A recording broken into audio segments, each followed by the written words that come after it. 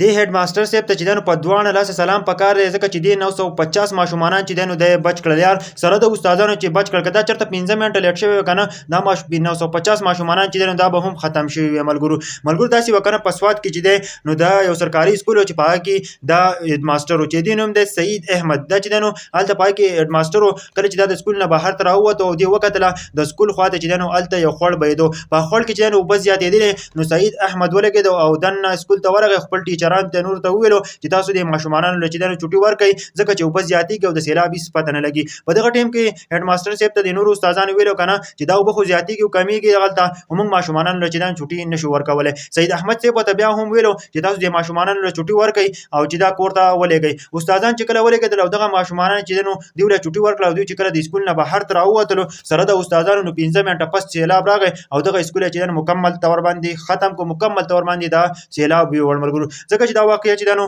په سواد کې راغل د پسواد کې کچرته دی هډ ماستر صاحب 15 منټه لیټ کړی و کنه نو دا ټول ماشومان چې دا به هم ختم شوی 950 ماشومان به ختم شوی سره به د ټیچرانو چې دا ختم شوی د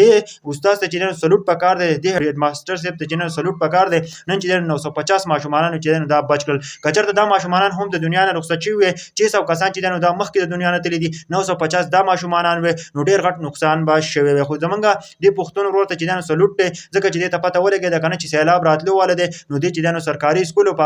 سرکاري سکول هډ ماستر او دې چې دنو ماشومان له چټي ورکړه او ماشومان په عجیبه طریقه باندې بچ کړل تاسو په دې باره کې څه وایي خو انت کمنټ وکړئ او ضرور ول خو انت کمنټ وکړئ یار مونږ له اپریشیټ کول غواړي د کسان ځکه چې هغه په کومه طریقه باندې چې دنو 950 ماشومان بچ کړل یار د سرکاري سکول هډ ماستر چې دنو حد کړی دی یار دې لپاره ضرور خو انت جمله ولي کوي یار زمونږ د پښتنو لپاره د فخر خبره ده چې دې استاد چې دنو غټه کارنامه کړې ده ک 950 کسان تللی وي کنه 600 کسان مخکې د دنیا نه رخصت شوی دي 950 کسان ماشومان وستلی وي نو ډیر زیات غټه تباہي بشوي وي نن چې دنو بیا پښتنو باندې قیامت وي ځکه چې کوم ماشومان چې دنو مخکې هم پکې وړل شوی دي په بونیر کې هغه ماشومان تر اوسه پورې نه دي مونږ شاملګرو حالات ډیر زیات خراب دي چې څومره کسان په کار چې تاسو د سیندونو خواله مور دي که هر ځای کې وي ځکه چې وس هم چې د امکانات د بارانونو او سیلابونو امکانات دي تاسو کوشش کوئ چې د سیندونو خواله مورځي د خړونو خواله هم مورځي چې چرته سیلاب راشي او تاسو به ویسي کوشش کوئ چې دې سیزون نزان وساتئ چرته باران نزان کورونو ته ضرور رسوي احتیاط کوئ هیڅ پته نه لګي چې په کم ټیم کې چې دانو تندرونه رالويږي